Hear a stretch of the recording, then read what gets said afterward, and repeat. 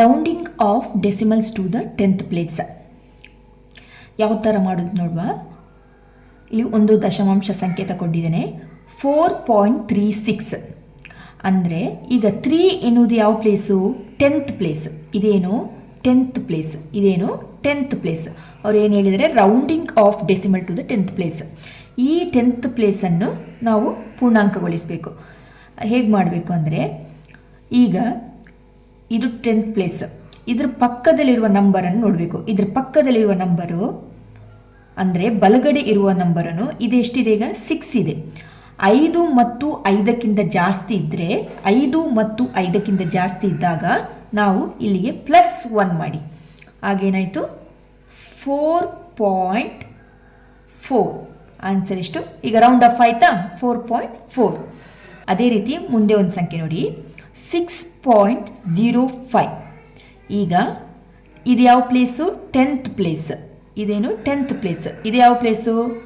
100th place. ಈಗ ನಮಗೆ ಹೇಳಿದ್ದು 10th ಪ್ಲೇಸ್ ರೌಂಡ್ ಆಫ್ ಮಾಡಲಿಕ್ಕೆ ಹೇಳಿದ್ದಾರೆ. 10th ಪ್ಲೇಸನ್ನು ರೌಂಡ್ ಆಫ್ ಮಾಡಲಿಕ್ಕೆ ಹೇಳಿದ್ದಾರೆ. 5 ಮತ್ತು 5ಕ್ಕಿಂತ ಜಾಸ್ತಿ ಇದ್ದಾಗ ಬಲಗಡೆ ಇರುವ ಸಂಖ್ಯೆ ನೋಡಿ, ಇದೇನು 5 ಇದೆಯಲ್ಲ, 5 ಮತ್ತು 5ಕ್ಕಿಂತ ಜಾಸ್ತಿ ಇದ್ದಾಗ ಇದೇನಿದೆ? ಈಗ 5 ಇದೆ. ಆದ ಕಾರಣ +1 ಮಾಡಬೇಕು. 6. ಇಲ್ಲಿಗೆ +1 ಮಾಡಿದಾಗ ಏನಾಯಿತು? 6.1. ಆನ್ಸರ್ ಏನಾಯಿತು? 6.1. ಇಲ್ಲಿಗೆ +1 ಮಾಡಿದ್ದೇನೆ, 6.1 ಆನ್ಸರ್. ಅರ್ಥ ಆಯ್ತಾ? ಇದು 10th ಪ್ಲೇಸ್.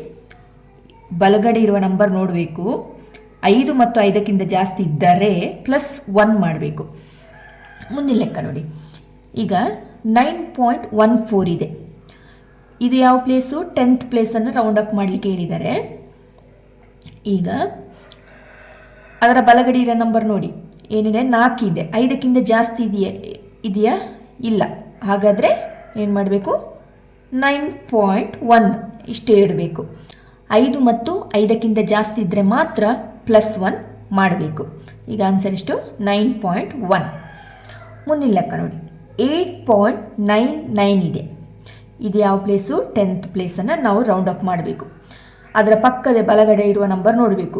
5 ಮತ್ತು 5ಕ್ಕಿಂತ ಜಾಸ್ತಿ ಇದ್ದರೆ +1 ಮಾಡಬೇಕು. ಇದೆಯಾ? 5ಕ್ಕಿಂತ ಜಾಸ್ತಿ ಇದೆ. ಆಗ ಏನು ಮಾಡಬೇಕು? ಇಲ್ಲಿ +1 ಮಾಡಬೇಕು. ಏನಾಯಿತು? ಇಲ್ಲಿ +1 ಮಾಡಬೇಕು. ಏನಾಯಿತು? 10 ಆಯಿತು. 10 ಆದಾಗ ಇದೇನಾಯಿತು? 9.0. ಈಗ ಇದಕ್ಕೆ 1 ಆ್ಯಡ್ ಮಾಡಿದ್ರೆ ಎಷ್ಟಾಯಿತು? 10. 0 ಬರೀರು, 1 ಈ ಕಡೆ ಹೋಯಿತು. ಎಷ್ಟಾಯಿತು? ಈಗ 9 ಆಯಿತು. 9.0. 9.0 ಅಂದರೆ 9 ಆನ್ಸರ್.